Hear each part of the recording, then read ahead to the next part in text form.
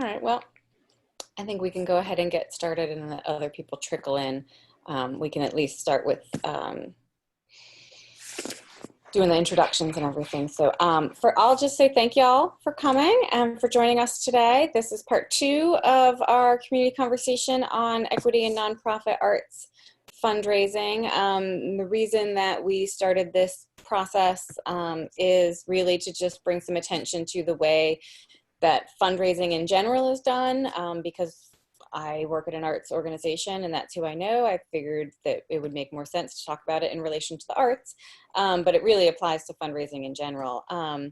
And there are a lot of issues with the ways in which funders give and in which organizations fundraise that creates a lot of inequity, and it really benefits organizations that are larger, it benefits organizations that are white-led, it benefits organizations that have been around for a longer time versus organizations that are newer. And so one of the ways in order to start changing things is to start talking about them. So I just wanted everybody to sort of learn in case folks didn't know, and to find out what they can do and what organizations are already doing to try and make things better, and that we can start these conversations. And this is not something that we will solve in these conversations. It is not something that we will solve in the near future, but it is something that will need to be constantly looked at, thought about, and the systems that the nonprofits currently use to fundraise need to change in order to force some change on the funders' end as well.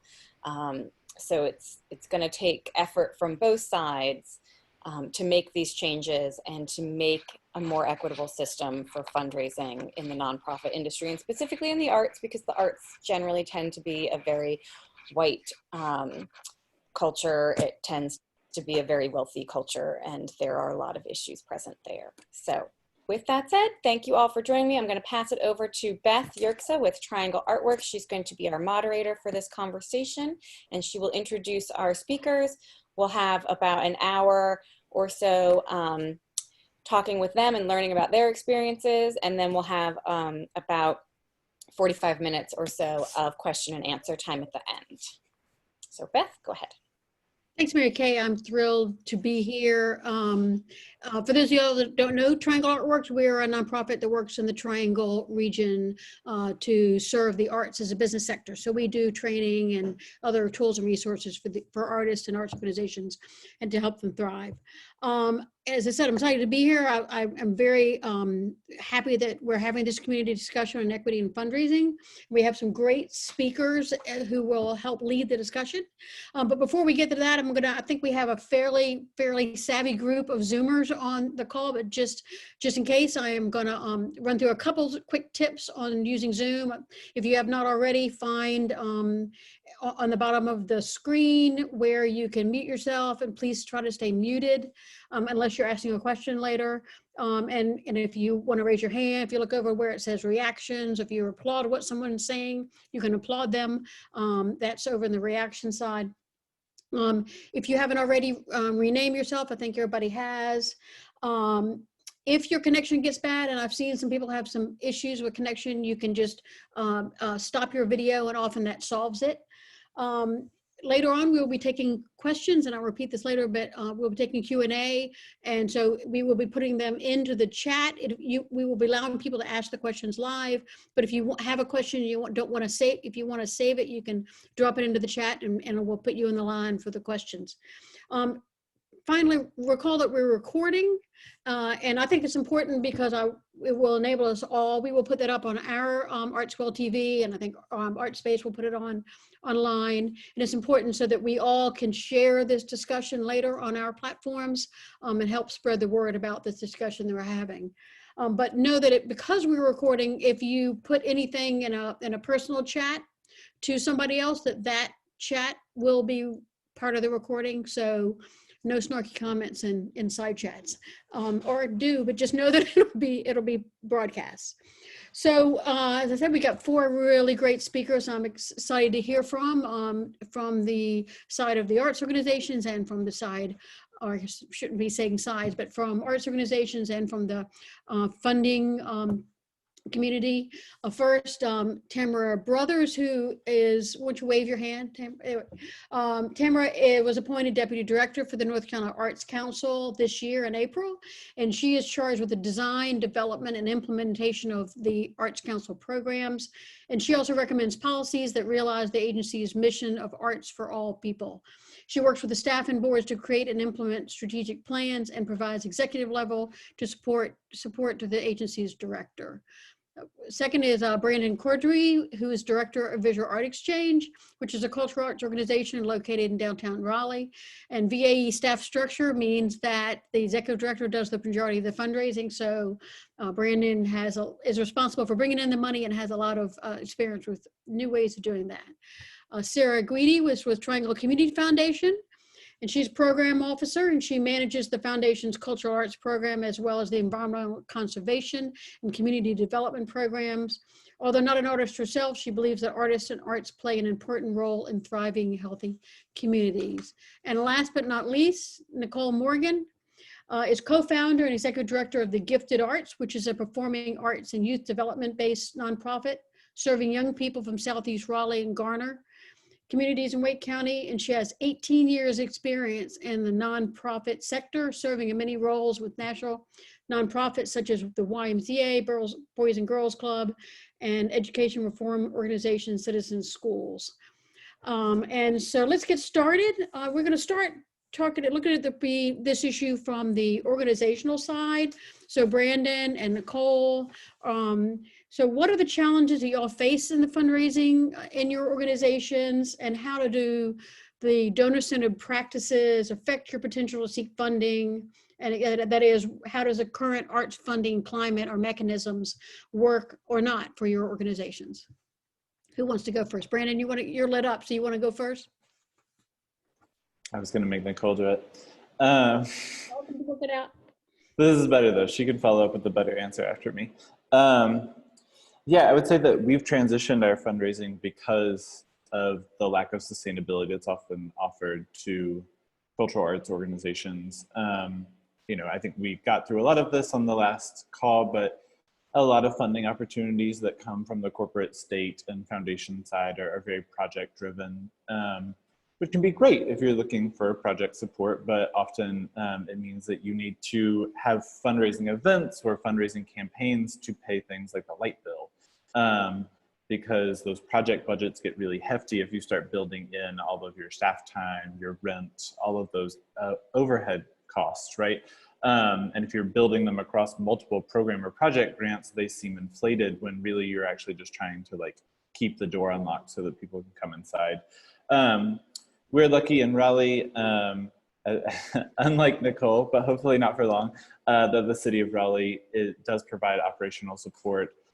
So that's our largest annual funding source is the city of Raleigh from the Arts Commission, which is great because it is a monthly payment that does help to cover, our light bill and our staff salaries.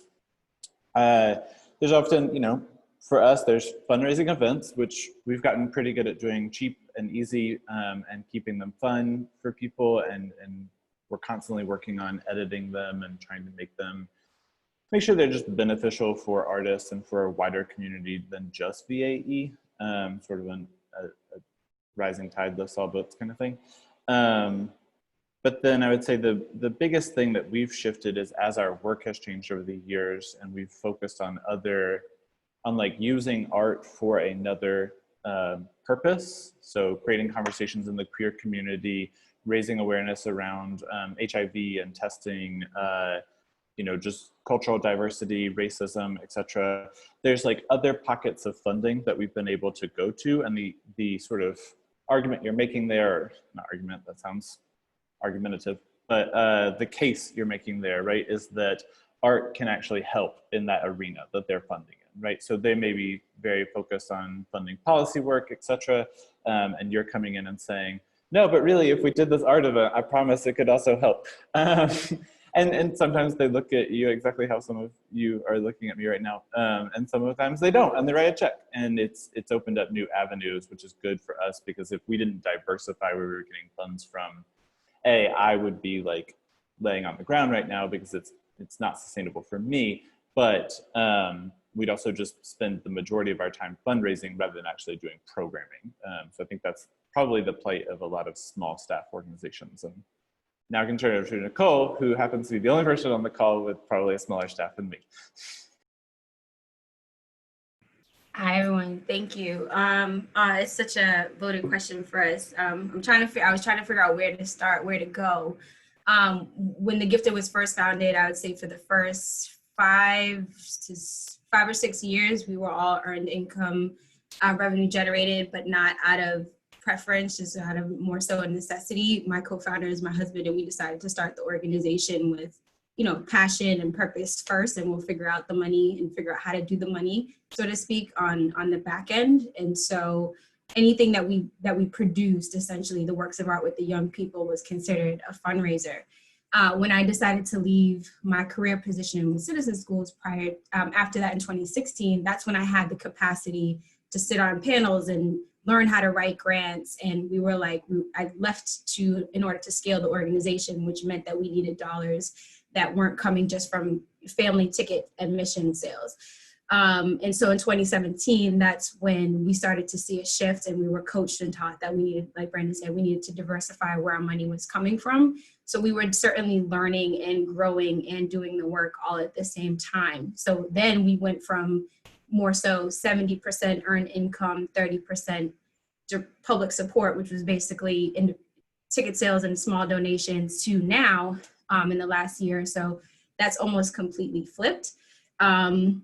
Because there's been some larger investments from some folks that have supported sort of our capacity building and infrastructure efforts, such as the John Rex. And then as our programs have grown, we've been able to work or be grantees with some of the funders here, such as Triangle, to support some of our program funds.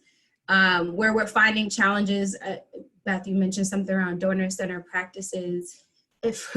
For us, I am the only full-time employee for my organization. My part-timer is CJ and Tish, who both work full-time for Wake County. So imagine I'm wearing the lens of executive director, development director, and I'm on the ground providing direct service programming for the youth. I don't have a grant writer. So all that primarily falls on me. And that is, again, I want to stress a result of necessity, not desire. Funding is restricted a lot, which I don't want to jump too far ahead, to program, and not so much overhead or administrative costs, which in our case typically means our people, salary and wages. So through some strategic planning, resource development planning with consultants that we were able to pay for through a grant to bring folks in and help us, this is how you need to raise money and spend money.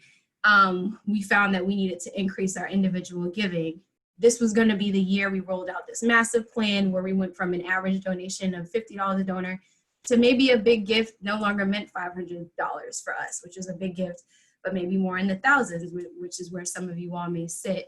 COVID happened, and so we are still with our pool of giving is really our community, which, as you understand who we serve and who we work with, there are limited funds within that. And honestly, our network, it's CJ and I's personal network, who we've been tapping for almost 9 years now. We have struggled to advance into the more affluent donor giving pools for multiple reasons that will come out through the conversation, be it us being a non-traditional arts organization, being a minority-led organization, be it people not understanding the value and worth and intention of our mission and our services. We've kind of been marginalized in our own way, and it takes a certain level of access to tap into networks of folks who are able to give. I think Mary Kay was talking about, arts is a wealthy community, but that wealth is usually distributed to certain types of organizations, and they most often don't look like mine. So that is, kind of where we're finding challenge. But again, we work hard. Our income will come through membership payments, which are super amenable for our families, where 30% of them are still on scholarship, so we take the hit. And we rely on some of you funders to help offset those costs and be able to provide programming support, and in some rare cases help pay for myself to earn a salary to make sure that the work can continue. Great, that's really helpful. Now, you all in squares. I'm trying to find Tamara and Sarah from the foundation and funding side. I know both of y'all are very much involved in looking at how the mechanisms and the climate funding can change within your organizations. Can y'all talk a little bit about the work that's being done and the goals of that work, both short and long term? Sure. Sure. With the North Carolina Arts Council, I think it's safe to say that we're acknowledging worldwide that everyone is adopting some type of diversity, equity, inclusion plan. The North Carolina Arts Council, we are currently addressing our own DEI efforts and identifying systemic barriers in funding, and we are engaging in continuous conversations internally with one another, as well as with some of our community partners in what they see as concerns, thoughts, and hopes for systemic change externally and internally within the institution and within the field. We've had initial conversations specifically when the social injustice it's always happened, but it's more visible now with us being in a pandemic and with events taking place on the television and in social media. We've had a lot of truth telling amongst ourselves so that we have a shared understanding of our own behaviors and what we're experiencing. And with our individual teams, we're having those conversations in what we see internally and what our applicants are experiencing when they apply for grants, and how we can make some changes within our own organization to combat some of those barriers that we are identifying, and with what our community partners are identifying on their end as well. We recently received some funding support from South Arts. They received CARES Act funding specifically to fund underserved communities. So with that allotment of funding support, we chose intentionally to look at organizations of color, but specifically those that are led by people of color. So we began to have conversations with community partners across the state to inform us and to do introductions with those organizations of color that we might not already have been acquainted with. And we began to have those conversations so to see if they were applicable for those within those guidelines. And even with those conversations, we saw still some barriers that we were still creating. So with that guideline for that specific funding support, they had to be organizations that had 501c3 status. And a lot of organizations of color may not have that. So we're going to go beyond this initial allotment and create our own new category for organizations of color, and have made a mental note to have some conversations and possibly some professional development with those organizations to kind of assist them and connect them with community partners within their own environments and how to become a 501c3 so that they can attempt to dismiss some of those barriers that they may have as well, so that they can be aligned with organization funders that give funding support. So overall, our DEI efforts are in the planning phase right now. We're working on our work plan. We've identified our work plan. We are creating our phases, because this is going to be a continuous opportunity. This isn't something that's going to be momentary.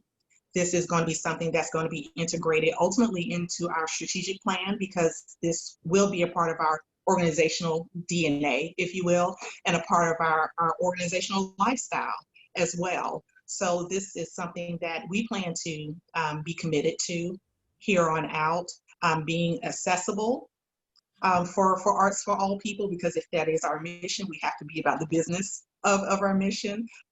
if you will. So we're being more intentional about what we do and how we go about doing it, specifically as it relates to diversity, equity, accessibility, and inclusion as well. Well, that's a lot. That's a lot of short-term and long-term Yeah.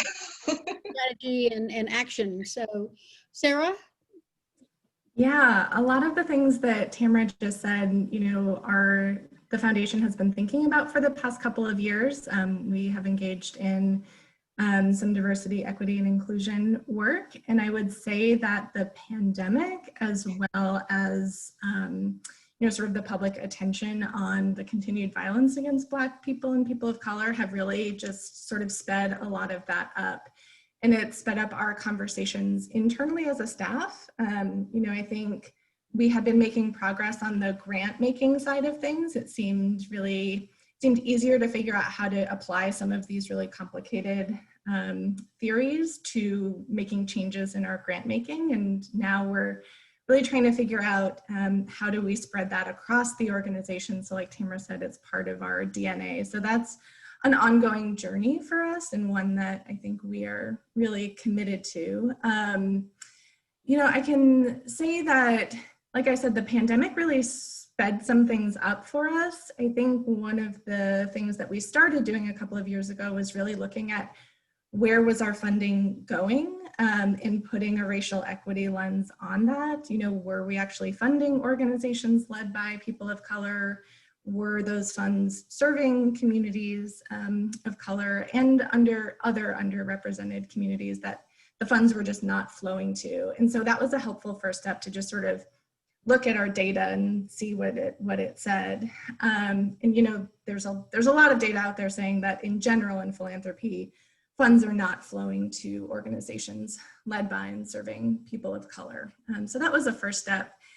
And then when COVID-19 happened, there was a bit of a movement in the philanthropic community, nationally, maybe internationally, to really adopt these trust-based principles. And those were really about like making the grant-making process easier for grantees, releasing restrictions whenever possible, you know, so that it's general operating and not project support, being really flexible with reporting, and really just like trusting the organizations that you're investing in to make the best use of their funding. And so a couple of things that we did early on, you know, the Council of Foundations hosted this pledge to trust-based philanthropy principles, and we signed on to that and implemented some pretty quickly. We converted all of our current grants, that most of them were project grants. We converted them to general operating, knowing that folks might not be able to, you know, to carry out the projects as they thought they would during normal times, since we were now in a pandemic. So that's continued. We just launched our first public cultural arts funding, which is really exciting. Cultural arts has been an important impact area for the foundation, but we just haven't had a lot of funding in that area. And so over the past couple of years, with Lori's support, Lori O'Keefe, who's on the call, we have raised some money for that program. So it's been really exciting. And we made a decision that those were not going to be project grants. Those were going to be general operating. And then it's sort of designing the whole call for proposals, application, and selection process with a different lens than we had been using, as we'd been doing a lot of project before that. A couple of other things that, you know, the pandemic kind of helped us get going, really being a connector between grantees, bringing grantees together so that they can share what's happening with one another. That is something that's been really great. Flexible reporting, making reporting as easy as possible. A lot of narrative and storytelling and pictures, as opposed to metric heavy, because that can be really, as you all know, right, it can be really burdensome to have to keep track of all of these metrics. Also during COVID, with our Triangle Capacity Building Network, which is not cultural arts specific, but there were some cultural arts grantees in there. there was an intentional decision that 100% of the funding that we made available during COVID was going to go to organizations led by and serving people of color. And I think now we're trying to figure out how do we take that same intentionality and put it across our programs so that, you know, with each program that we launch, we have some goal of saying, you know, X% or X number of grants are going to go by organizations led by and serving people of color. So you know, there's a couple of other specific things that we did, which I can get into more. But I do think that the pandemic and, you know, all the focus on violence against Black people in our country have really helped spur a lot of movement that might have otherwise taken longer to realize. Excellent. Now let's bring it back and invite Brandon and Nichole, and I invite Mary Kay, speaking for ArtSpace and the work they're doing, to, you know, based on what we've just heard about some of the movement that's happening, both short and long term. I don't know, what is your response to that? How do you see that affecting the work you're doing, to, you know, to fund the work that you want to do? What are your thoughts? Who wants to go first? Brandon? I'm sorry, I keep bringing your top on my little screen. Sure. You're fine. No worries. Yeah, I think that, like, I respond to a lot of that as VAE has become a larger funder for individual artists, right? So we just adopted a new strategic plan that outlines a lot of things around, like, how our purse is going to be allocated, right? Like, that's what we call it here.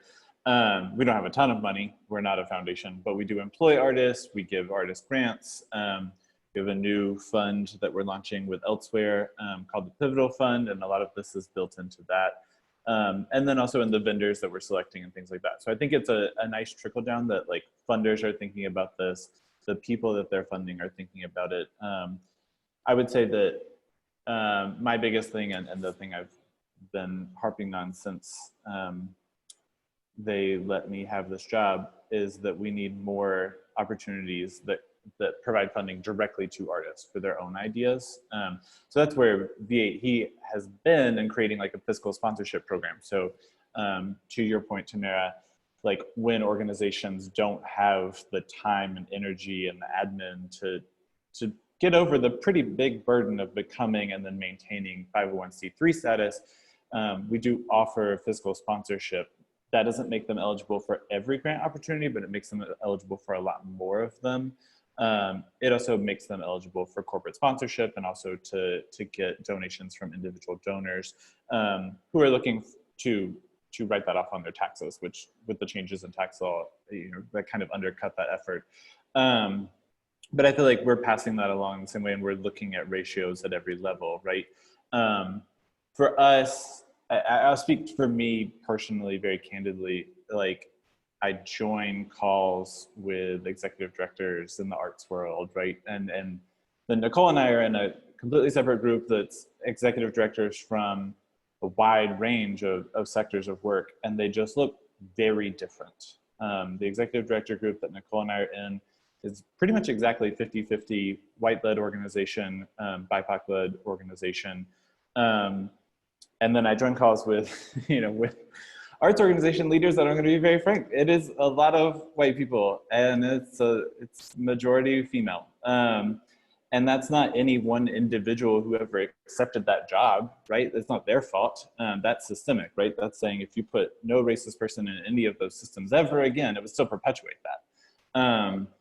And so we have to be intentional about how we're changing that, right? Like, things like Tamara was saying about professional development opportunities, those are really important. And it's also really important that they don't come off as paternal or pejorative, right? Like, that they are actually acknowledging that the burden and the onus and the fault is on our side, and that we need to figure out how to change the system and get more people of color to become the leaders of these organizations. And so for VAE, I mean, what I talk about a lot with my staff is that, you know, in doing anti-racism work, it means that if you're in a position of power, you have to find a way to give up some of that power. You have to decentralize that conversation. You have to, you know, share your resources readily if you want to be a part of leading to a more anti-racist creative community. And for us, that's also our funding, right? So I would happily give up some of what VAE gets as funding if it meant that, you know, Nicole's organization could get some more funding, right?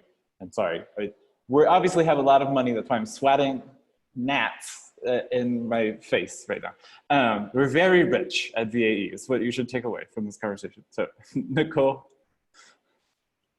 Yeah, thank you, Brandon. That's a good segue. I was, if you see my head down, I'm just trying to take notes because I have a little bit of pregnancy brain, so I'm trying to remember everything, but kind of still picking up where Brandon left off, what was kind of related to what I liked, what I heard from Tamara around, you know, that North Carolina Arts Council with the changes with their diversity, inclusion, access work is sort of, there's a long haul commitment, because a lot of the conversation that I'm having at my table with my mini team and some of my fellow colleagues is like, this DEI work, it's a hashtag, it's trending, it seems like it's for the moment, for us, it seemed all of a sudden, where for many leaders of color, it's like, this has been a lifetime for us, personally, as an individual of color, and then as an organizational leader of color, this has been the last 10 years.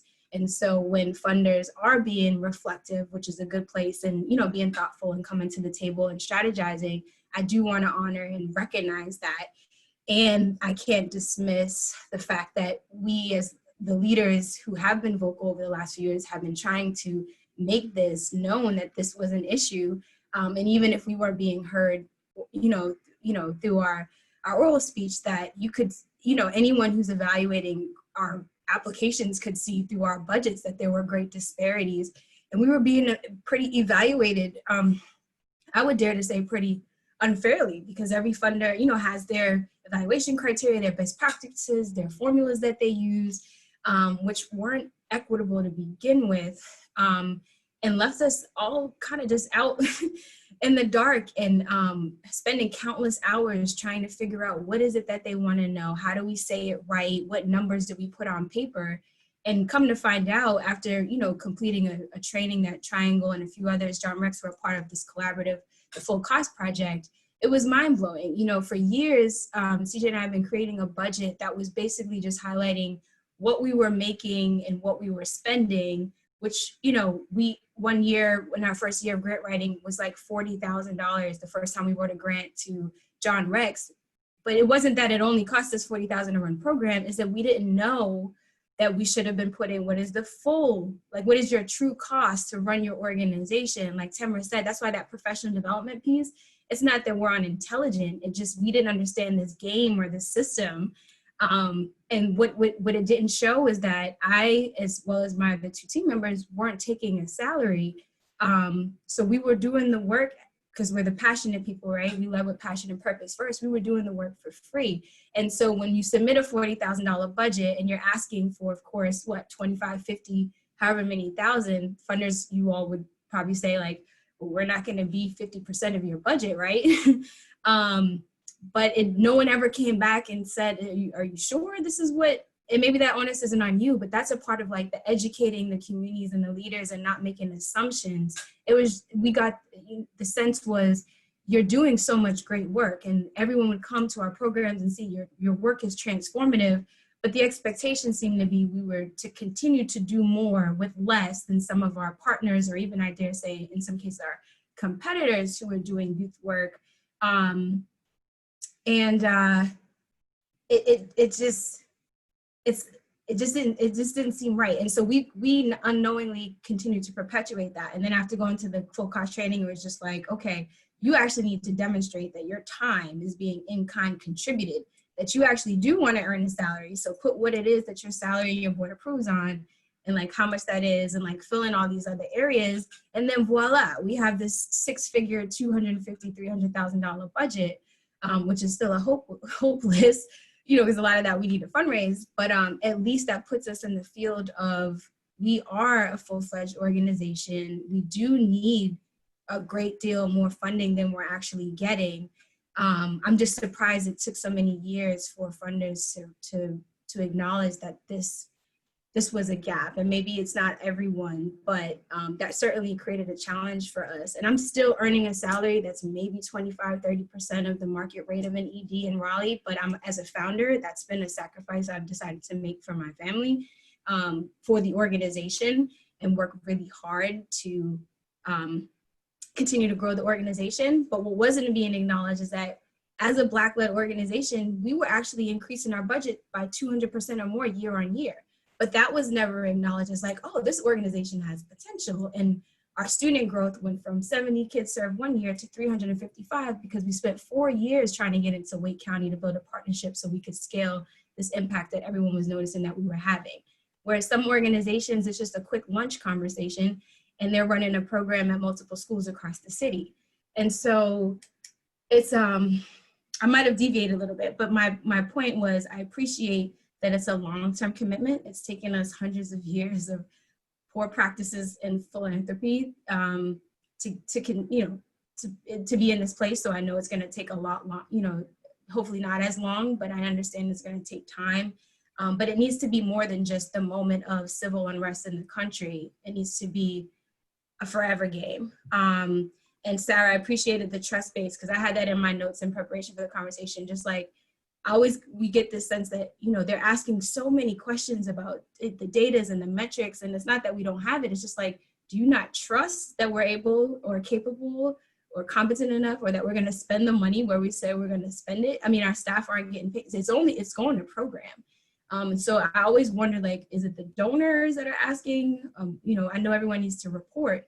But I think there's definitely, when certain applications are designed, there's almost this distrust happening when there's this itemized list of questions about who you serve, where do they come from, what is their income, and for me, we take an asset-based approach with our agency. We don't try to blame certain language that some of us use in the funding world around vulnerable or low income. I tend to stay away from that because that blames the child or the family or whoever it is that you're referring to, rather than the system or the situation that's placed them in this position, which is why many of us exist as nonprofits to begin with. And that's been hard to come over. So I like the sense, and I did notice it in North Carolina Arts Council recent grant, that there is a shift sort of in how many questions are being asked. I was scrolling and I was like, where are the rest of the questions? I was like, this is, and so definitely putting your, action to what you all are saying your plan is. But I hear everyone, and I just hope that this commitment extends far beyond. And I also hope that there's an opportunity to start to create a pool of funds that equate to, or maybe even supersede, the amount of funding that other in my understanding of the grants, like Sarah, you saying we're raising money for cultural arts organizations. I hope that those pots of money continue to grow, where we can actually be applying for grants that are actually going to have substantive change. Because, for us, 5,000 is like decent. But, when other organizations like the symphony or the orchestra are more traditional or fine arts will get 50, 100,000 or plus more, there's still some eyebrow raising there if we're really going to talk about dismantling the system and making equitable funding contributions. Thanks, Brandon. But before, I have another question that would move us forward, but before I do that, I want to sort of go back to Sarah and Tamara and see if y'all have any, thoughts or responses to what Nichole and Brandon have said before we move on.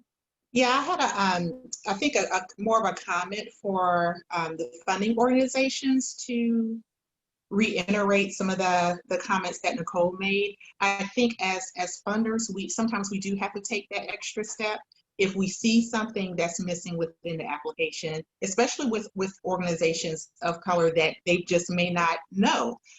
Having a conversation with them and seeing, okay, you're missing a budget.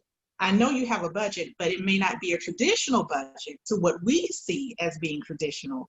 But maybe just talking through some of those language barriers within the application to make it more conceivable for the applicant, so that they are a better grantee on the receiving end. Yeah. Similarly, I think we've tried to, I think it's, before this role, I worked at a small nonprofit and I was the everything person. You know, it's really hard to balance all of those. And so I know what it's like to write these grants. And I think it can be really intimidating to reach out and like call a program officer or even send an email. And so I think the burden is on us funders to minimize that and really continuously invite conversations. I know, Nichole, you and I talked a couple of years ago, you were going to apply for something and you just called first and we talked about it and it wasn't the right fit. So then you could, you know, put that time into something that was likely to be a better fit for you. So I think encouraging funders to make those invitations and then grantees to actually reach out, and then doing our best to like minimize the power dynamic that exists. It's always going to be there, but how can we make it a little bit more even? And then one of the other things that we started to do more intentionally is provide feedback calls to grantees who haven't gotten funded. And I feel like that's been so rewarding. It's not quite at that beforehand step that Tamara was just talking about, like you're missing a budget, but I think that's been a really helpful practice and one that we will continue. And I think if you're applying for funding, if you're from an organization and are applying for funding and that invitation hasn't been made, I would ask for that feedback. I don't think it can hurt. I mean, the worst they can do is say no, and you say, well, maybe it's something you should consider. Again, the power dynamic makes that difficult, but you know, I would, yeah, encourage that. But yeah, I mean, I hear you, Nichole. I appreciate you making, you know, pushing and vocalizing that, you know, the moment is really forcing a lot of funders to do some things right now, but how do we ensure that it's for the long run? Thanks. And Lori is dropping some great discussion thoughts in the chat. But before we do that, I want to go specifically, Nichole, I want you to jump in on this too, but I know specifically Brandon and Mary Kay from their organizations are doing some very concrete things to change the way they're doing fundraising from their side. So I don't know, Mary Kay, you want to talk a little bit about the work that y'all are doing? Sure. So I think that, you know, this whole process of everyone sort of, you know, jumping on and doing DEI work and all of this stuff, it can be a little sort of overwhelming. And I personally saw fundraising, you know, that's my job. And I saw that as an area where I could make some immediate impact and I could really sort of focus, and it didn't have to,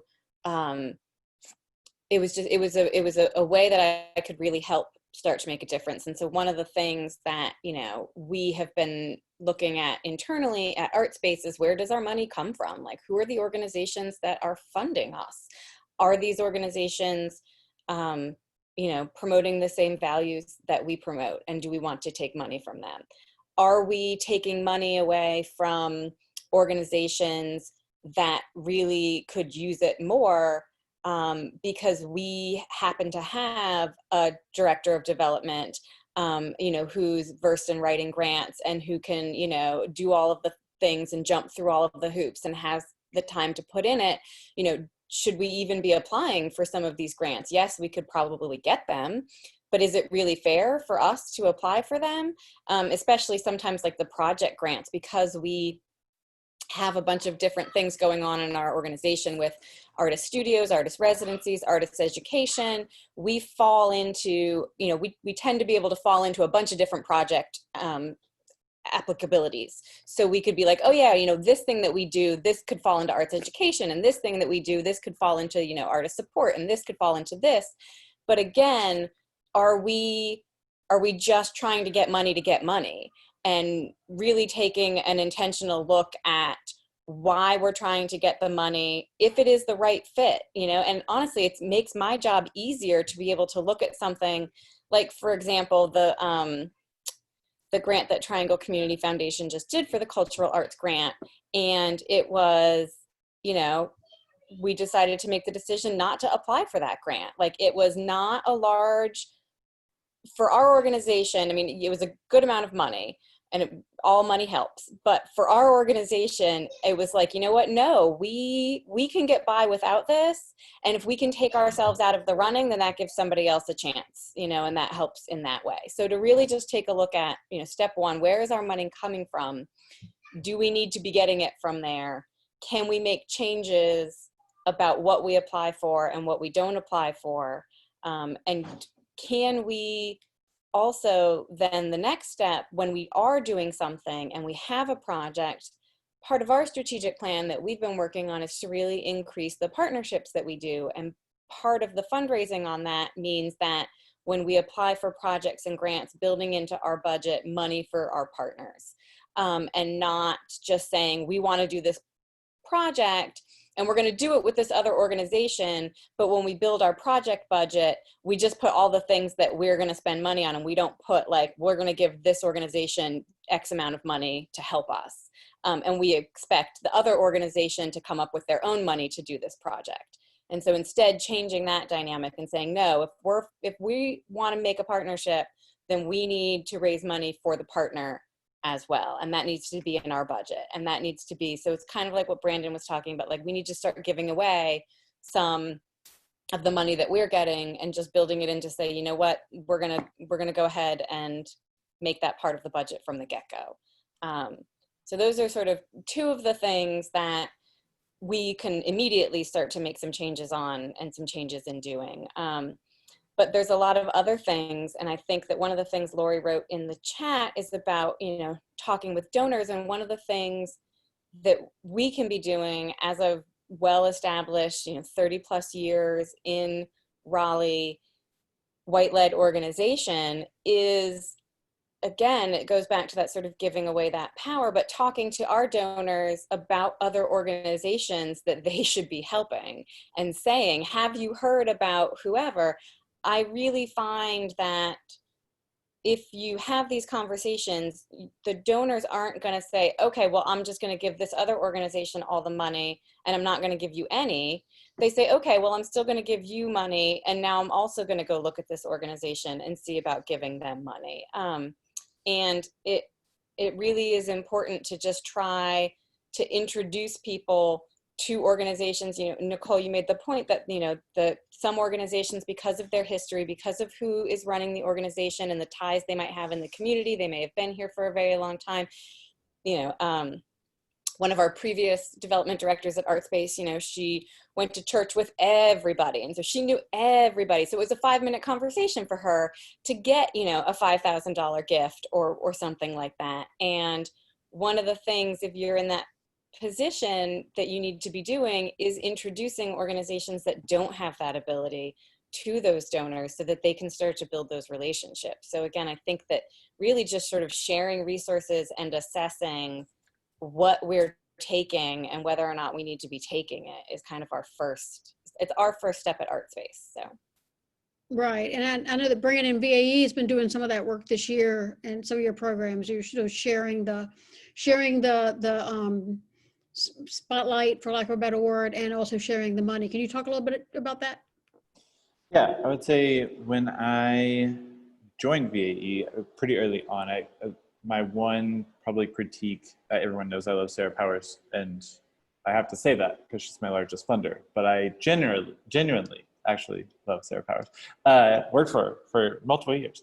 I thought that our fundraising sort of looked out of line with VAE, right? So you come to VAE, you have this fun experience. It's sort of like, everything's pretty professionally done, but it's also just fun and quirky, and we've always been scrappy.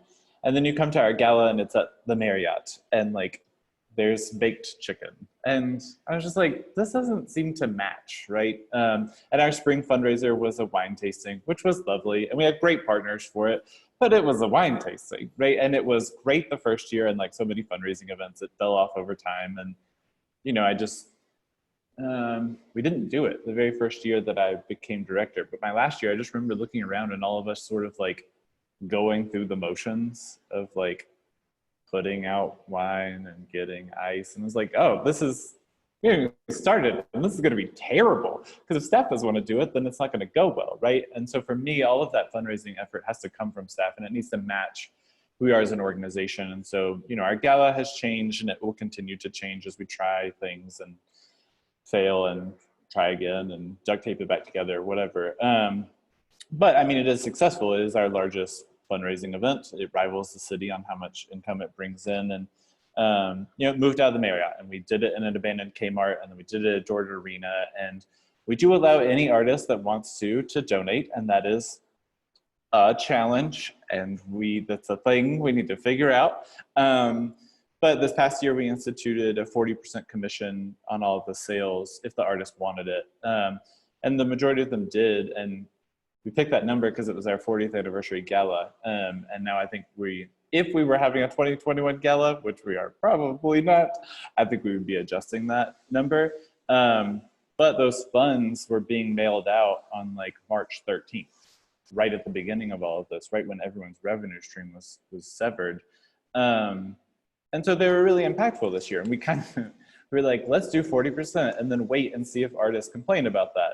But of course they didn't, because it was the only check they were getting in the mail for a while. And so we didn't get a lot of useful data back. But so that's a similar thing, right? And I was saying earlier, I was on a panel yesterday, and the person moderating asked all of the executive directors, who are all directors, we are all artists. How does that benefit us? How does that change our practice? And I said, we understand that you can hire an artist to do anything, right? Nothing about my painting degree prepared me for anything that I do in my day job. I don't really get to paint. So literally nothing. But I learned how to do it all, and we haven't closed, right, yet. I built budgets. We're in good standing with the IRS and the Secretary of State, etc. I write grants to all of you. Majority of the time you fund them. So they can't say anything too terribly bad. So I think that extends for us to who we can hire to do these events with us, right? To what Mary Kay was saying is like, yeah, we could hire a corporation to do that, or we could hire a business to do that, and that has its own benefits. But we also understand that an artist could do that job, and this is an opportunity for us to fund an artist. So I would say majority of the things that we hire for these events, for fundraising, for tech stuff, those people tend to be artists, and that's why for us that controlling of the purse is so important, right? To look around and say, who are the biggest people that we're spending our money with, and what do they look like? So in our strategic plan, it outlines a lot of funding goals for us to hit, including, you know, that 50% of the vendors and artists we work with be female, while we are also sort of trying to remove the gender binary where it's not helpful. 50% be BIPOC artists or vendors, 15% artists or people with disabilities, and 10% queer. And I can say that because I'm gay, although Graham really likes to tell me that that's offensive all the time. So we're just trying to align those things, and then our partnerships extend from that. So we hosted a holiday party, and it was a partnership between us and the LGBT Center of Raleigh and North Carolina AIDS Action Network. And it raised a little bit of money, but more so we knew we had just enough crossover in our folks that we could create a party atmosphere while also getting a whole bunch of other people who've never heard of the other two organizations in the same room, because we're sort of like-minded, right? Similarly, we hosted, sorry, my staff is literally moving us out of our building if you're hearing that in the background. Similarly, we hosted like Queer Homecoming last year, and part of that was a fundraiser for the LGBT Center. We hosted an exhibition called Field Notes that was sponsored by the NC League of Conservation Voters, and then was a fundraiser for the North Carolina Environmental Justice Network. We just raised over almost $17,000 to help Wake County, because they have extensive needs right now as people are physically isolating and their mental health needs have expanded.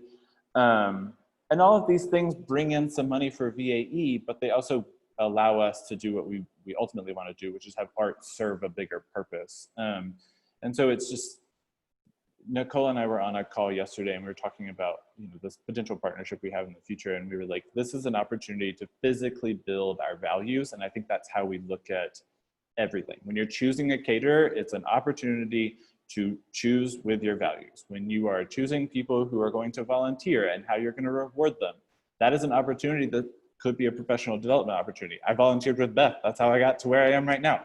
You know, like, looking around and going, oh no, why are all the volunteers white? Like, we're at the White House right now, you know? Like, this is an opportunity for us to branch out, and why is that, and how do we trace it back, and how do we make sure that next time we have volunteers that we're rewarding who are also people with disabilities, people of color, etc.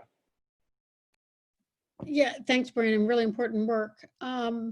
I'm going to go on to the Q&A, and but Nichole or Tamara or Mary Kay or anyone, do y'all have any last comments before we move on to the questions?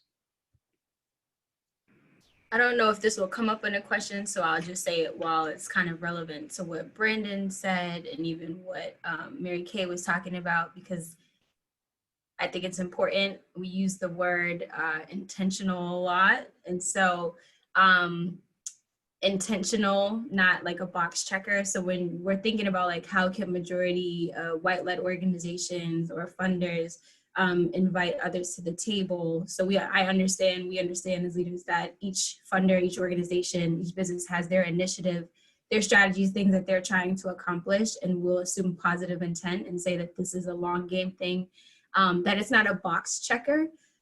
So being thoughtful about who you are inviting to the table.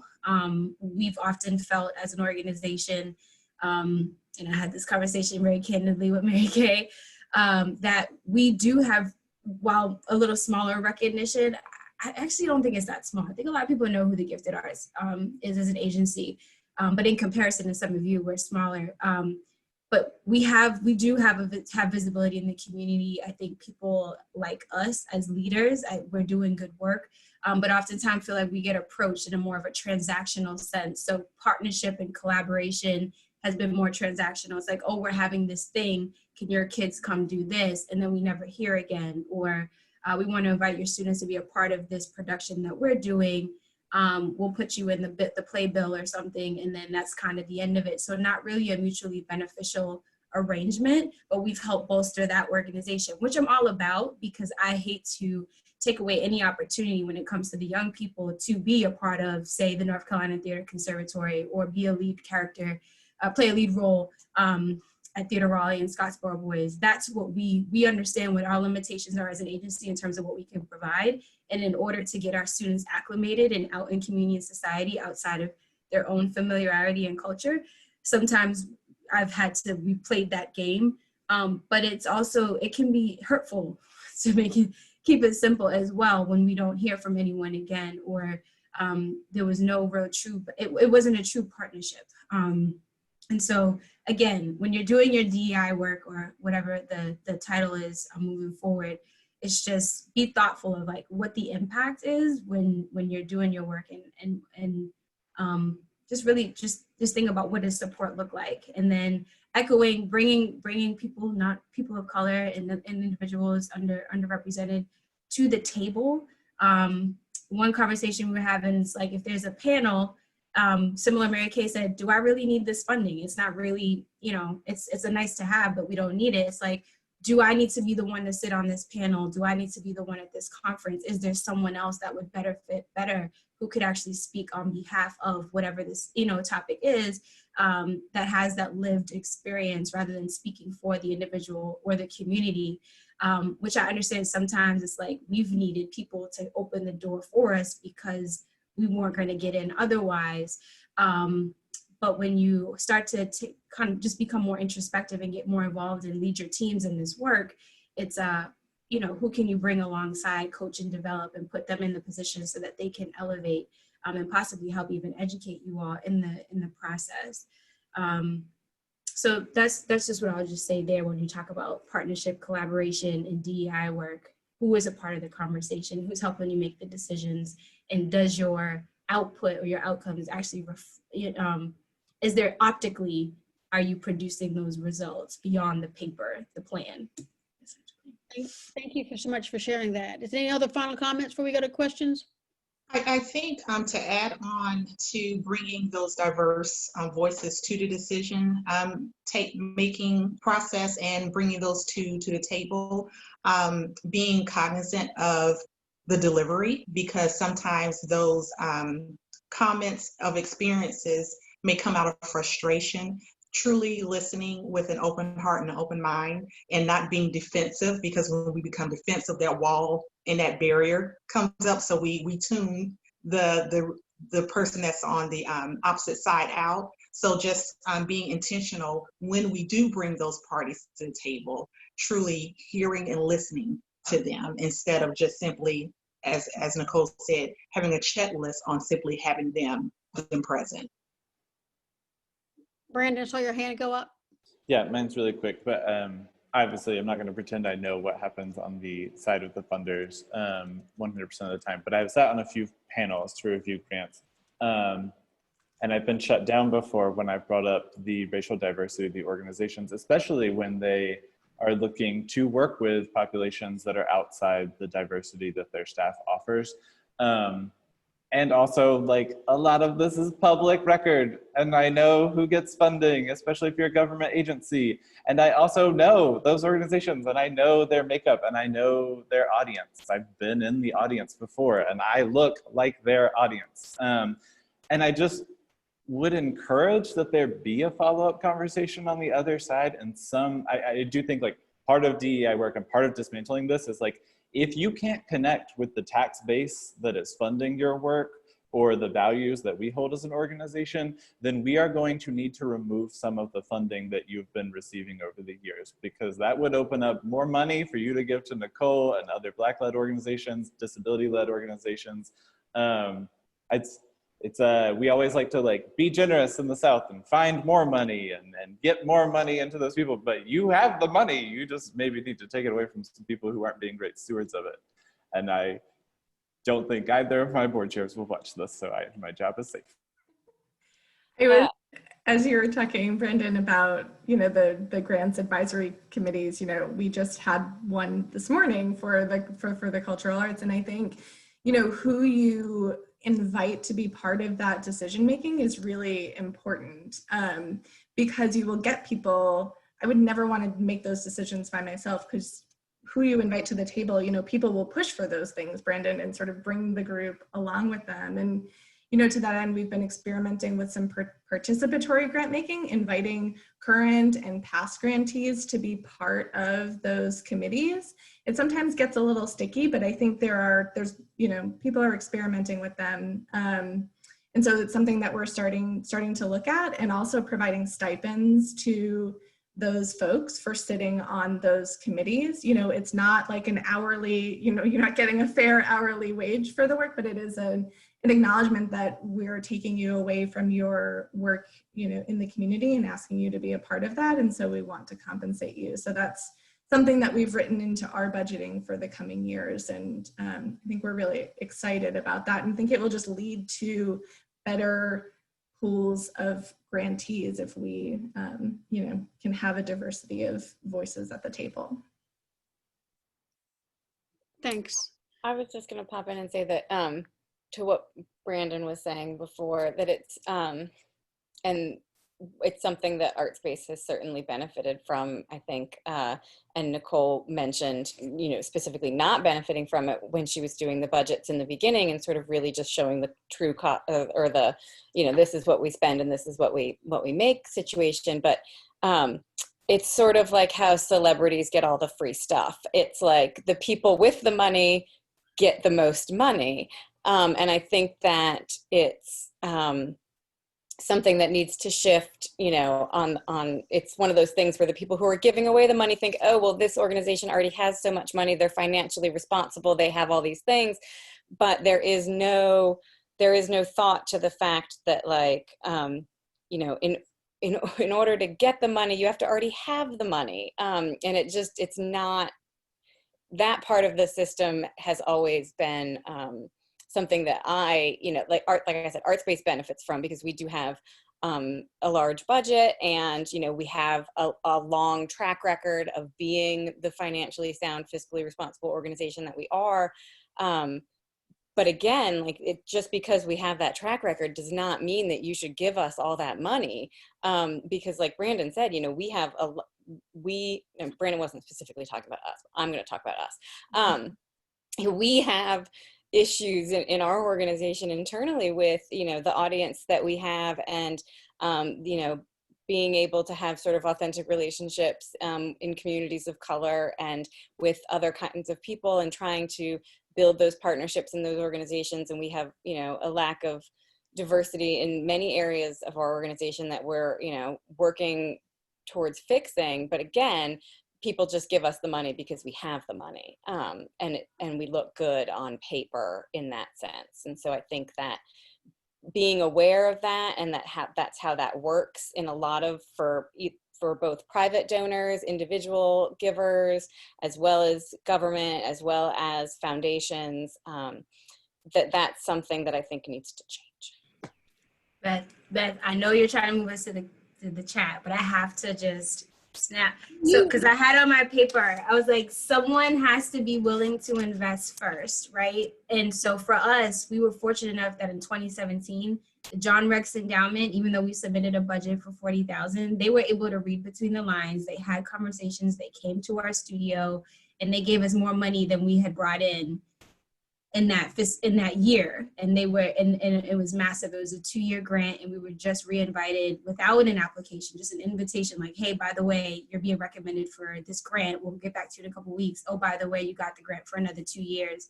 And it's like, it's because we talked a little bit about, they took that extra step. Tamara said it. It's like that extra phone call. We are more transparent than I think any ED that I've been with would be. Like, we will send you all of our financial records. We have an open door policy. We don't need to schedule a formal visit, do the dog and pony show. We always invite our funders out and we know you all can't come all the time to an event, to just come to a studio on a Saturday and meet our students, because I always feel like they tell the best stories, or just watching them or hearing their own stories of impact rather than me trying to write it in a grant. So I think that's been a personal, I know Beth, you said, tell them how you feel. Like, that has been a struggle for me, because I write very well. I can write this all on paper, but I think we've gotten to where we are at this point, and we survived the 5-year nonprofit mark as nonprofit leaders of color because our work has spoken for itself, and we've been able to do so under extremely tight budgetary restraints. No executive director would have spent the hours that I have spent running this from a program to an agency for free. There is no one that would have done that. And again, it was a personal sacrifice. But yes, the larger organizations with bigger budgets get more of the money when it's like, we are clearly dangling and pinching coins here, scraping and fighting for $2,000 here, $5,000 here, $1,000 from one arts council a few years ago with a 20-hour application, just so that we can sustain our core programs and services. And it's like, you'll get you all's work is so powerful, or this young person was brilliant. And then, but the dollar amount, like, there's no financial reward there. It's just, oh, good job, keep up the good work. Where in other situations you can, I'm hearing about deals being made over napkins at banquets. And it's like, and that was just a quick conversation. It's like, I can't even get in the door to the banquet because the ticket costs $200 and I don't, like, it's just this constant.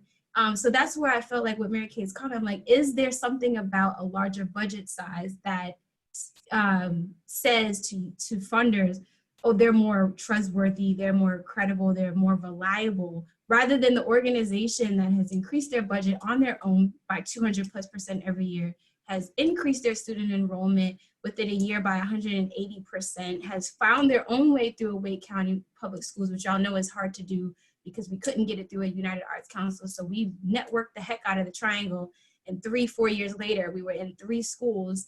And it's like, is there nothing to be said for that?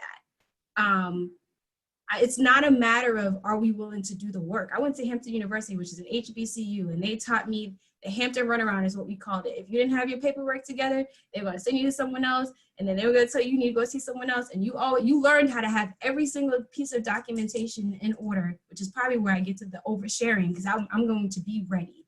So it's not a matter of whether or not I'm competent enough. It's not a matter of whether or not our work is not equitable or and as impactful as some of my partner organizations. When it comes down to just race, it is one of the most exhausting and most heart-wrenching and most emotionally, mentally disturbing things that you can face as a nonprofit leader, as a leader of color, in a society, in a country that's already putting all of this extra weight on you, and you're trying to support hundreds of young people who are also impacted by the same weight that's happening right now and has been happening for my lifetime and most of theirs. And so when you come into nonprofit and you're thinking like, I'm gonna make a difference, I'm gonna help these young people there because they're gonna change the world. And then you step into another system that's not designed for you to succeed. My husband, my co-founder, just like, his word at lunch 2 weeks ago was like, I feel hopeless. It's like, I'm a Black man, hopeless. I'm a nonprofit leader of color, hopeless. Doors are shutting, funding is dwindling, our kids are not engaged because they're being asked to be on virtual platforms for 8 hours in school. We have to move to virtual because we can't meet. We don't have a space because our landlord said we want to expand our business. Go figure it out. Like, and you know, we've spoken to a dozen realtors, we've traveled all over Raleigh and Garner, and there's just no help. And you're just like, why? It's complicated. And I wish there was, I'm not putting this all on you all to figure out. I think having the conversation and being in this room is a good step. But we just have to we have to start to change our level of thinking. Program officers, you know, challenge, you know, those who you report to. What are the conversations that are being had with the donors who are part of the donor advised funds? I have a question. You're like, how do they feel about the fact that you all are, you know, moving stuff to operations unrestricted only? Is that unsettling? Is that going to be sustainable? Is that going to be just for the civil unrest moment, or are they really going to be able to progress and pivot with you all with how you're advising them to allocate their funds? What happens, you know, when the time is up, when this moment is quiet, is there any more funding for us being leaders of color after that? Like I just have so many questions. Yeah, well, Nichole, thank you so much for sharing that. I'm so glad you are just, you know, telling it like it is. 'Cause I think it's important to get out to this group and to get on this recording so we can all share it out, because that is very important for a lot of people to hear. But I think that does, I'm going to skip forward, Lori, to you have 2 points. And I think what you just said, when you brought up the issue of sort of donor advised funds, because I think that there are organizational donors and there are the municipal donors, but then there are also the private donors. And I know there's a lot of work being done to sort of change the way that sort of private donors are thinking. You know, events like this are going to be helpful in getting that word out there. But I know that, for instance, Triangle Community Foundation is working on with some of their donor advised funds to sort of change the way people are thinking about who they donate to. And I think your question specifically, did you have a specific question here, Lori? Or do you want to comment or go off mute? Sure. Yeah. I just kind of trying not to talk too much, because I think these are all things that we're grappling with at the foundation. And you know, one of the larger conversations that we're trying to have is, you know, around the fact that we as an organization can develop certain grant making practices and values, and how much do we impose, might be too strong a word, those values and practices on the 800 funds that we manage, who came to us potentially with a different set of values, and what are we willing to risk? I think that's why you see a lot of institutional funders being very, what do you want to call it, innovative or open with, you know, changing how much they, you know, raising the ceiling of how much of their assets they're spending in any given year, changing their investment structure. I think for the community foundation field, there's some nuances, but I will say I have hope, and I hear you, Nichole. I've had so many days, and your husband's comment about hopeless just hit me in my heart. I do have hope that donors are starting to get this message, and that the ones that we are engaging that are coming to the table now are coming because they want to hear how to do philanthropy differently or better. And not that it was bad, but so I think there is progress, but I think a lot of education just has to continue with the folks that have the power. I was sitting here thinking as you were talking about boards and how influential boards are, on how having those networks with those individuals that have their networks at their business or community. It's like, we need like for every like big organization that has a board, we need to like make it a requirement that if you're going to serve on our board, you also have to pick another like maybe board that they are not as connected to. I don't know how you put that into practice, but that was just, as we were talking, I was thinking so much of the influence comes from just getting access to the networks. So I'll stop. Lori, I think for us, for the community foundation, because we have these relationships with donors and with nonprofits, like we've done this a little bit, but these things like grants in action, right? Like let's bring the out to the gifted arts on a Saturday and just sort of see the studio. And how can we make the connections? Because I think a lot of our donors go to the ballet because they have this experience there and they're treated a certain way. And so how do we be the connector and really bring people to new experiences? So it's not just like, hey, look at this organization's website, right? Like build the relationship, help be the convener of that relationship.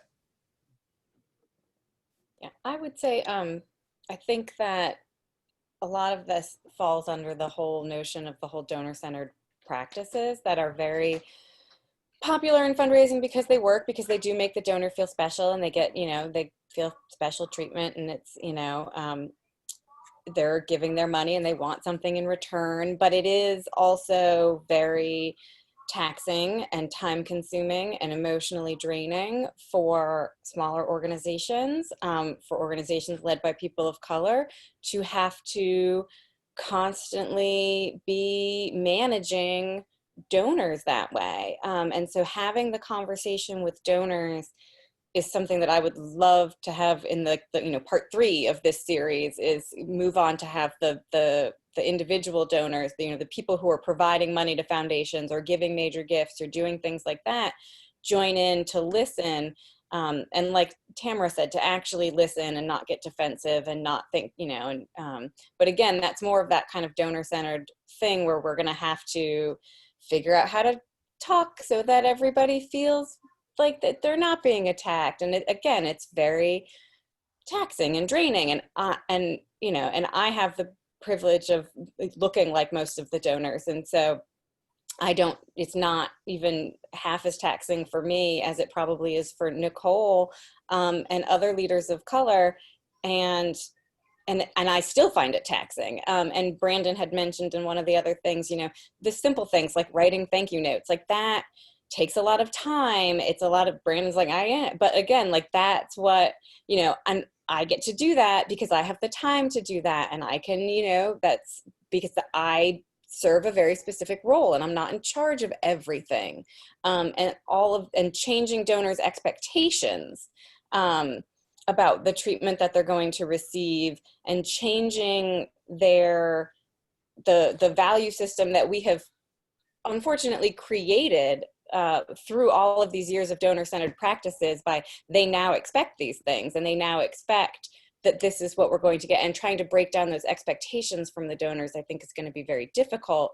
But that's really where the end of this is going to have to be at, because they are the ones with the money. And we need to change what they expect for it.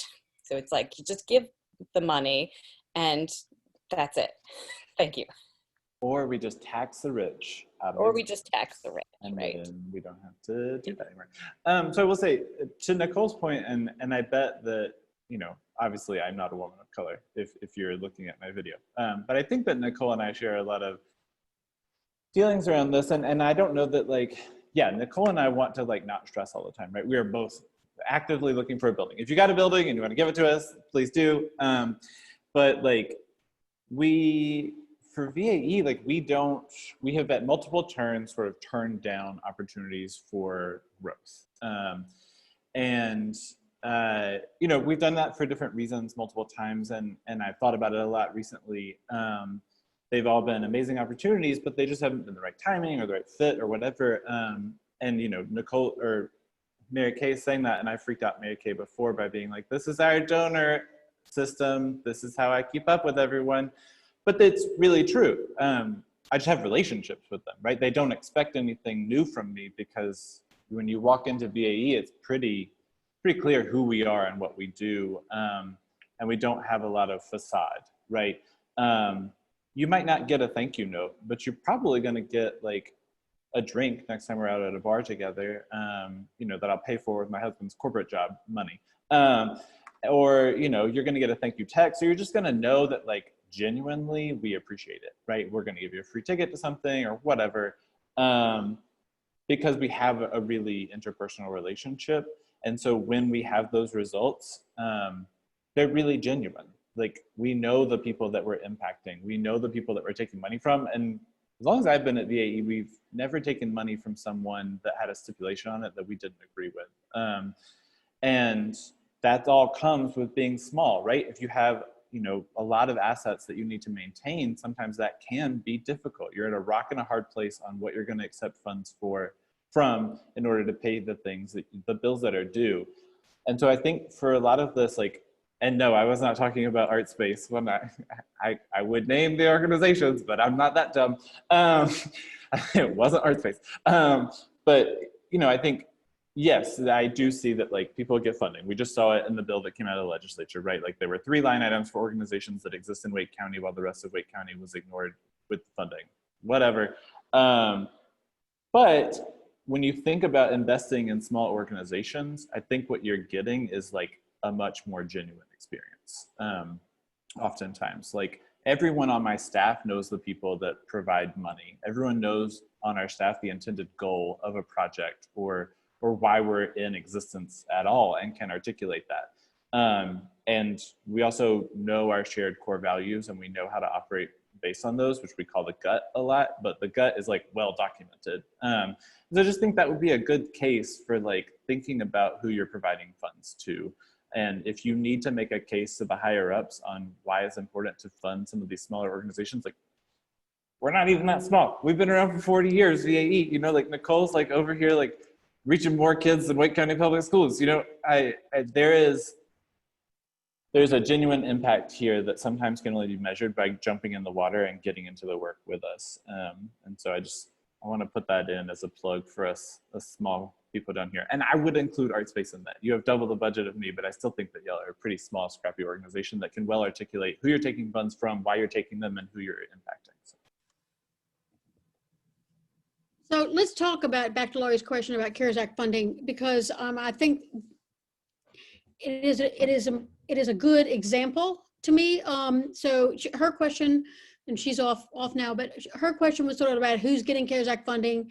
I hear it's going to certain people. And for us, when we're looking at CARES Act funding, what we're hearing is that the way CARES Act funding and some pandemic funding is going out, it kind of perpetuates all the things that we're talking about today. That is, most of the CARES Act funding, and Tamara, you may want to speak to this, but has gone for expedience, has gone to organizations already in the NEA, who've already gotten an NEA grant, who've already gotten an Arts Council grant, like the big Mellon resilience funds only was supposed to be focusing on BIPOC or led by people of color, but the minimum budget was $250,000, which means that all these smaller new organizations, including our organization, are totally out of all the CARES Act funding.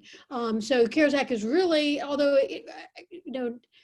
I understand the goal to save a lot of organizations out there. It is really it is a quick fix to perpetuate, that is in a lot of ways perpetuating a lot of the things that everyone is talking about right now and working on. I don't know, Tamara, do you want to talk about? And I know I totally understand why y'all did what you did, but it is interesting how that is affecting or working out. Yeah, it can be very frustrating. I know when I came on board, I've been on board with the Arts Council 4 months now, so I've literally hit the ground running. But with our initial NEA funding, we did support those that had previously applied for funding support from the Arts Council. So when we got Wasn't that the requirement? I mean, didn't NEA sort of specify all that? Yeah, and then, but also too, when we got the indirect CARES Act from South Arts, we were able to expand that a bit more and being intentional about including other organizations that had not already applied for funding support from the Arts Council. So I think as funders, we have to be creative with how we allocate our funding support and finding that fine line, that compromise with keeping being accountable with the guidelines for government support and agency support as well. Did anyone on the call get CARES Act funding, or has it been involved in any of that process? Say that again, I couldn't catch that first part. On the call, their organizations get CARES Act funding or were involved in the process at all? Melanie, I see Melanie shaking her head. We applied, so I'm with North Carolina Theater. We have received NEA grants in the past, so we applied, but it was a very competitive process through the NEA. We did not receive the North Carolina Arts Council grant last round, so we were ineligible for that round of funding through the North Carolina Arts Council. So we were very grateful when the round this recently came around, because we applied for that.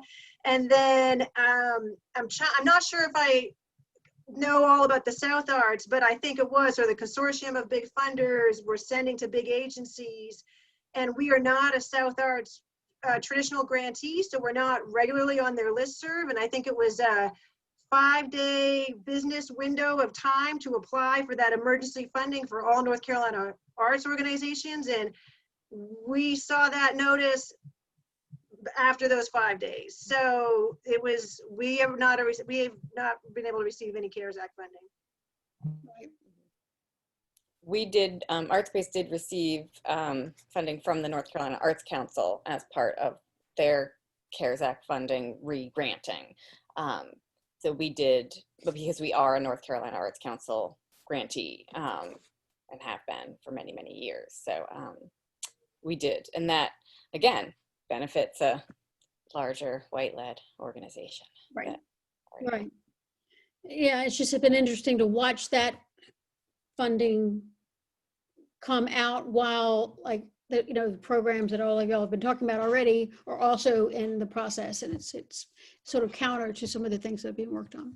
Yeah, well, and it's very, I mean, it's doubly hard right now because, I mean, there's the nonprofits in general are always trying to get money. We're nonprofits, we need money. And so, and the arts, I'm sure it's probably the same in other nonprofit sectors. I can only speak to the arts because that's where I've been working for the past 12 years. But, we're very competitive. And so we're always trying to get money. And then with COVID and things being shut down and normal funds that we would normally be getting not coming in, ArtSpace lost funding from, we had a very successful facility rental program because we do have a building and we would rent it out for weddings and parties and things like that. And that funding immediately disappeared. And so it becomes very difficult. And like Nichole said, it is, the intentionality has to be genuine, and it can't be that whole box checking, because it is really tempting, especially now with COVID and the pandemic and funding drying up from individual donors and, major gifts and things like that, where people are just scared and nervous and holding on to their money, to say, oh, now's not the time for us to do this work. Now's not the time for us to take a look at where we're getting our money from. Now's not the time for us to try and not apply for grants because we need this money now and we need this money now. And it's hard to say, no, it is the time. It's always going to be the time, no matter what's happening in the world. It's constantly the time, and it's going to be the time until the end of time.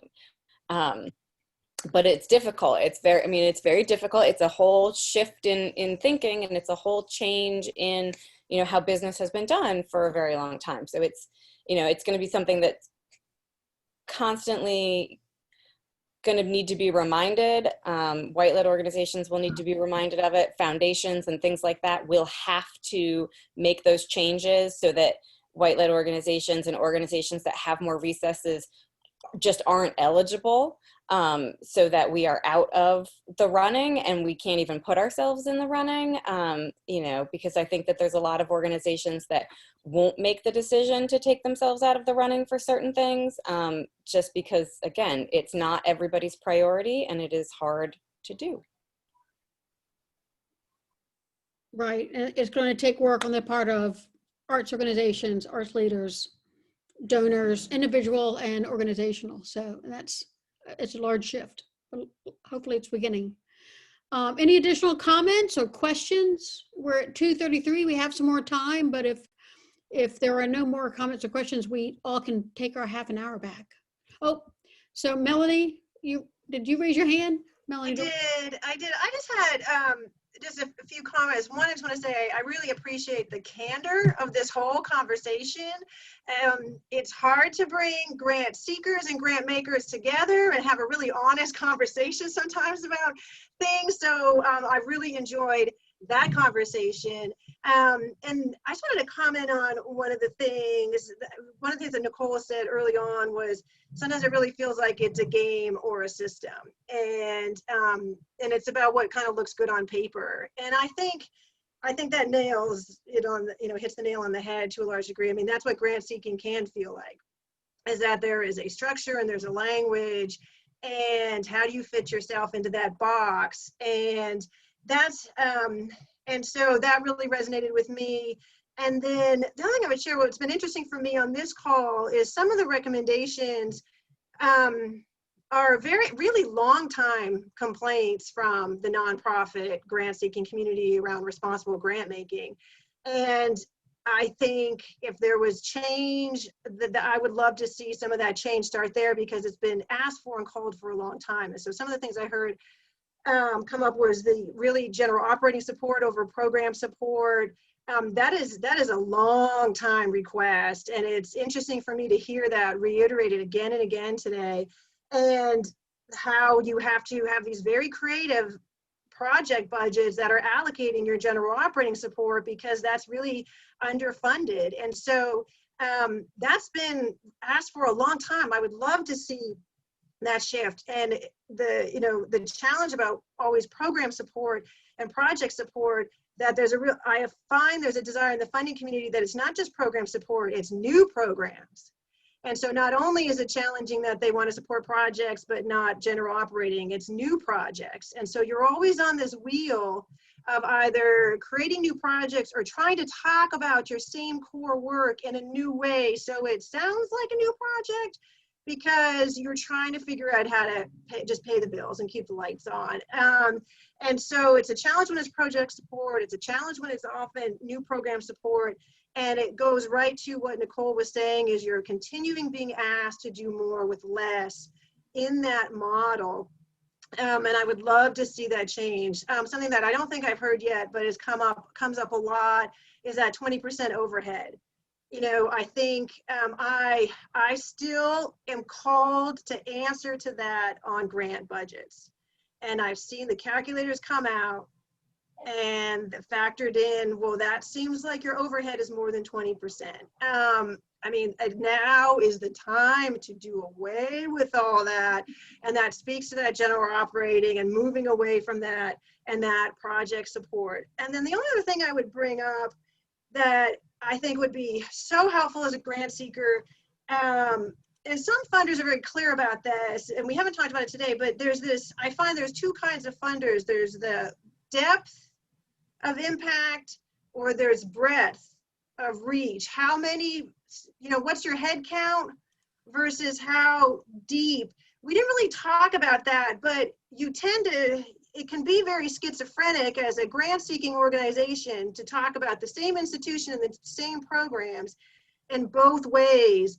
And when we talk about it, it can feel like a game or a system. You got to just kind of, you know, that's one of those moments where it's like, do you really want big numbers? Do you really want big impact?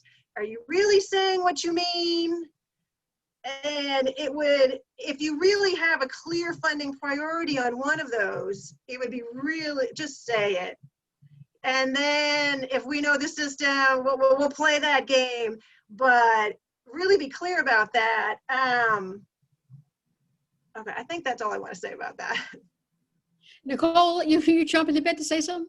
Yes, all the things. Thank you, Melanie. Yes, the overhead thing, which came up a lot in the full cost workshop, this whole idea of like the overhead myth. And I'm like, I think it's hilarious. It's burdensome, but it's hilarious. And especially when you're a people, when you're a nonprofit is like service-based, like direct service, you need the people to do the work. Like I can run my organization without pencils and notebooks, but I can't run my programs without my valuable team. But yet that's where the funds are not, we're not allowed to put too much of it there. Even within a project, it's like, oh, you write it into your program grant, but that's not gonna cover the full cost of what it takes to pay someone to run 20 to 30 hours of programming with young people. So it's like, you're interested in what we're doing, but you don't really wanna pay for the cost of it. And again, that is a super challenging piece. And so I know there's a little bit of buzz about like the overhead myth and trying to help funders rethink where the money is going. It's like, we like your work, but we don't like you enough. And this is me sharing table talk conversation I have with my husband, but not enough to pay the people that are doing it. And because you're a nonprofit, it's almost like you chose to not make a living. And so this is what you get. It's almost like a punishment for trying to eliminate, dismantle, and eradicate the systems that cause our organization to exist in the first place. But we're scraping to find the money to pay the people who have committed their life in their time to make change. So I'm with you on that, Melanie. And then in our case as an organization, I struggle because even for us, I have to say this, I told CJ I would, we kind of get a double-edged sword here because we're considered a grassroots organization, I'd say, by some funders. And then we're now being considered cultural arts as the term that's being used in funding. And so to me, though, those are still in their own way sort of marginalizing. It means that you do this type of art, this type of thing, but you're still not under the mainstream fine art kind of category. It's not just arts, it's like you're cultural arts. So that means that you qualify for this type of thing. So, you know, it's I understand the intention, but it's still kind of like segments, right? And then grassroots means that you're small, this is your operating budget, you're a bootstrap, like you guys aren't as established. And so we're just like, dang it. But we're still doing transformative work and having all this impact. And we are, Melanie, we are an inch wide, mile deep type organization. And I think that's what sets us apart as an organization, is that we care more about the amount of time, 250, 300 hours per student, rather than are we serving hundreds of thousands of students, because that's where we've seen where we've been able to make the most change, and students excel both academically at home and then go on to go to college at higher rates in life, because we have now 2 cohorts of alumni, which is something we're so proud of, and we realize we're getting old. But it's just like, again, something to be mindful of when we're creating these new funding structures. What are the labels that we're putting on, and does that still continue to, you know, the intention is, well, we want to make this pot of money available for this group, but it still keeps us separate. So how do we merge the intention with, you know, the action, so that it's not that dynamic doesn't exist anymore. Like, I got the 10 to Watch Leader of Color Award from United Way, which is great. And they've been a good funder for us for the last few years, but I want to be a 10 to Watch leader. I don't want to be a 10 to Watch leader of color, right? So that's what I'm hoping for Triangle, and just philanthropy in general. Yeah, for me, it's like, sorry, there's an emergency vehicle going by. I've been hanging out with a lot of lawyers lately, and it's really funny to me, Beth, you probably understand this, how many lawyers hate legalese. And it's like, you're in charge of your own language. And so I think, like, with you commenting on how frank we're being here, like, that needs to go both ways, and it's the only way that will break this grant speak. It's the way that, you know, people refer to VAE as a million different types of things, right? We've been around for 40 years. We also have no money, but we are well established, but nobody knows who we are. And so people put us in all the different categories, and we're like, okay, whatever. But to me, like, that language, if we could just stop using performative language and be really honest between grantee and grantor, we would see that obviously this is supposed to be an equal relationship. Yes, people hold the money, but the other people hold the work that you can't have if you don't fund, right? Like, we are just as valuable as the dollars. That's why the dollars come to us when they do. And so I think, like, that's the job of everyone on this call, is to break down that language and just be open and honest with each other, right? Like, Nichole going to a meeting, I just did that with Bank of America not that long ago. I was like, the intention of this is to go deep in very few people. And if you're not on board with that, like, I just want to put that out now, right? And we can talk about something else. But like, that's where my intentions are, and does that match up with what you want to fund? And that led to a conversation that wasn't us dancing around that the whole time and wasting our time and then putting in an application and then be like, we're really looking for bigger impact numbers. Like, okay, great. Wish I had just talked about that in the beginning. But I do think that's true of being really explicit about what you want in your grant applications, and then just being really honest about what you want, or in your grant processes, and then being really honest about what you intend to give in your application. And it's a weird thing to say because we cannot do this right now, but to me, the biggest thing that would break down this barrier is actually going to each other's spaces and showing up for each other is the biggest way that we can actually know what these terms like overhead really are, right? Like, we can't really execute our mission without a building that typically comes with a hefty amount of rent. If you want to call that overhead, cool, but if we don't have a home, it's gonna be really hard to put those exhibitions up, right? So is that overhead for us? Is it overhead for other people? Why do we have these fixed categories for what's overhead when we have such a diversity of organizations that we're trying to put into that?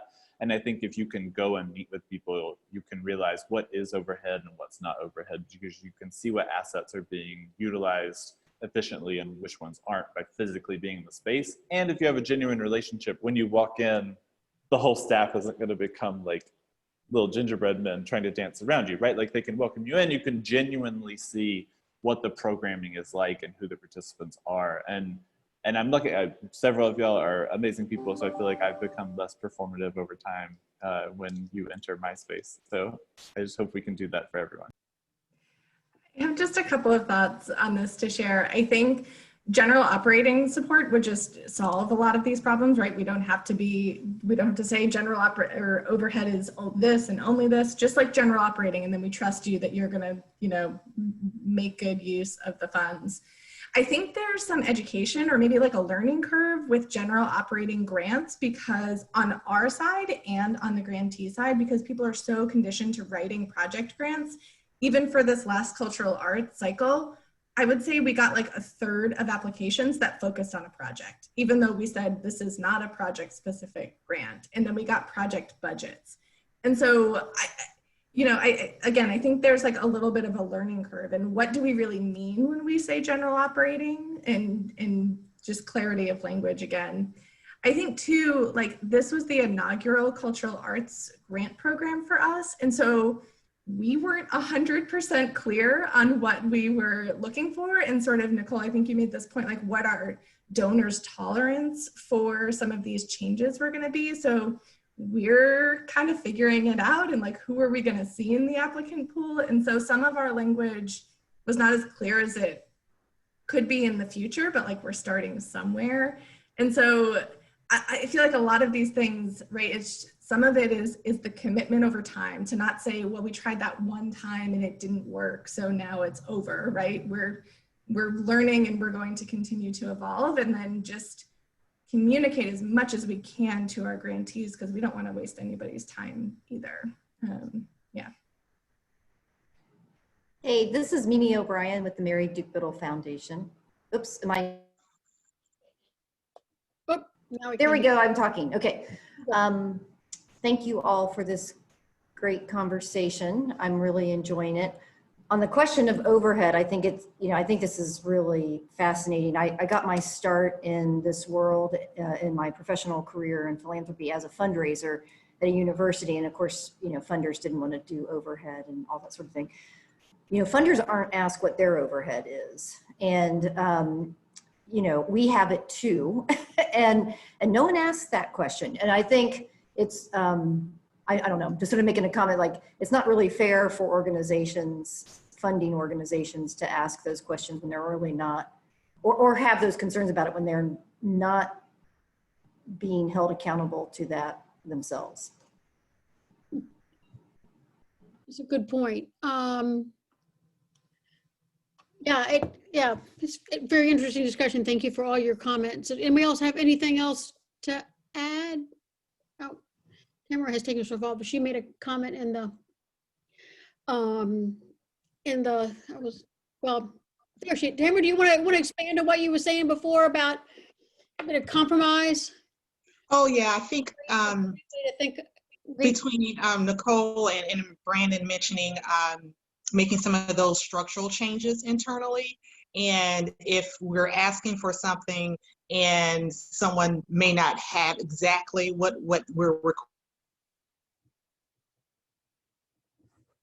Okay, we lost her.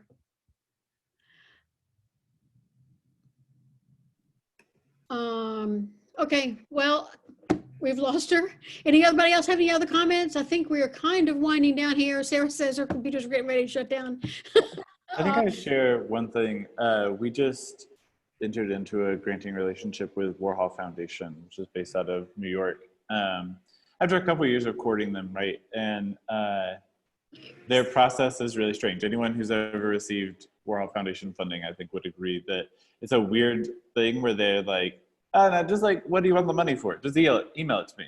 And then you like email it and they're like, okay, great. Now write it in a letter. I'm like, okay.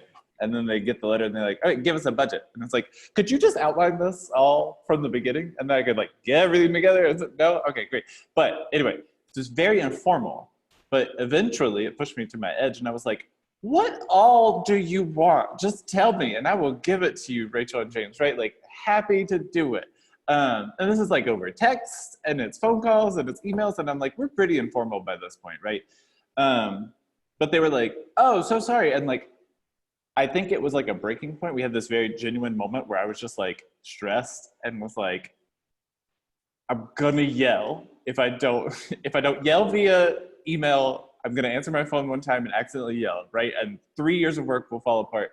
And it all of a sudden transitioned, and it's a silver lining of COVID that this is happening, right? They found new money to put this together for a fund that'll be localized to North Carolina. But when we were talking with them about our application process for these funds, it'll start off as a relief fund and it'll be a re-granting fund for individual artists in the future. They were like, what we want you to prioritize through every part of how you make a decision in this is this experience enjoyable for the artist? And they're like, so every question you have when you're setting yourselves up along the way should be answered by, will this be an enjoyable experience for the artist? And like, all of a sudden I was like, oh, so you also want this to be enjoyable for me as your grantee, right? And I was like, okay, well, here's what I need to like, to make this fulfilling for both of us, right? And they responded to that so openly because I all of a sudden was just like not getting an email that was like, send us a letter, and sent them a letter and then a budget and send it. I just was like, hey, okay, I want to be your partner in this. I want to be an active partner in this, right? And then they told me what their expectations were. And now we have this very clear, just one question, right, to ask ourselves throughout the entire process. And I just, completely different than any other funding relationship I've ever had, even though a lot of them have been extremely beneficial and with your organization. So I just wanted to share that as this very new and weird way of a funder talking to me that I just never experienced. Thank you. Interesting. So any other comments or Mary Kay, do you have any last thoughts before we start?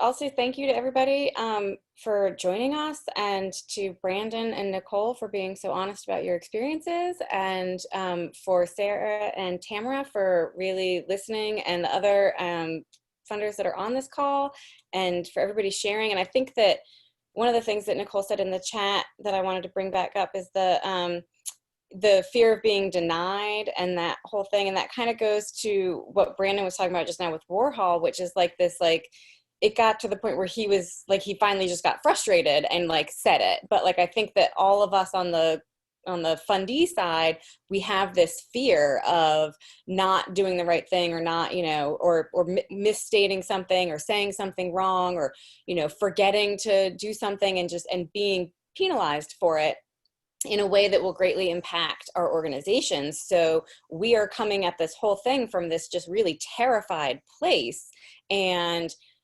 that what we need to do is get past that and really just have faith. And again, I think it's a lot on the funder side, and Sarah mentioned this whole trust thing with the Triangle Community Foundation and these trust-based grants, and that's what we need. Is we need to feel like we can say, what do you want from me, and get an honest answer, and so we don't have to fudge things or try and make round, you know, pegs fit in square holes, or any of these other things that we do, because we're just so scared that we are not going to put it in the right language, or say the right thing, or have the right number, or, you know, or send the budget before the letter, and they really wanted the letter and then the budget. And it's just, you know, and we don't know. It's like a big mystery to us. So I'm really thankful for everybody on this conversation to sort of lift that curtain back, and be able to start this kind of very honest dialogue between grantors and grantees. And like I said, I mean, I'm going to cross my fingers that maybe I can actually get some of the donors involved in one of these calls in the future, because I think that that's another step that needs to happen, where honest communication needs to really start. So just thank you all. This was a lovely conversation. Thank you, Mary Kay, and to ArtSpace for taking the lead in this work, and for making this conversation happen. And I hope we're able, you know, you're able to pull together the third program. I will be interested to see how, you know, to hear that voice, those voices. But also to everyone, as Mary Kay said, everyone to being so frank. I think it's really been a great discussion. Know that, as I said at the beginning, this is being recorded, and I think it's really important to get this conversation out beyond just the 25 of us on this conversation. It will once it gets edited, it will get put on our ArtsWorld TV, which is our YouTube channel, which has lots of great resources on it, but also has the first program in this series, and we'll have this program. And I hope that you all will also share it on whatever platforms y'all can think of, because it really is a conversation that needs to be heard and spread around. And with that, thank you to everyone, and we'll see you. Thank you all very much. Have a good afternoon. Thank you all.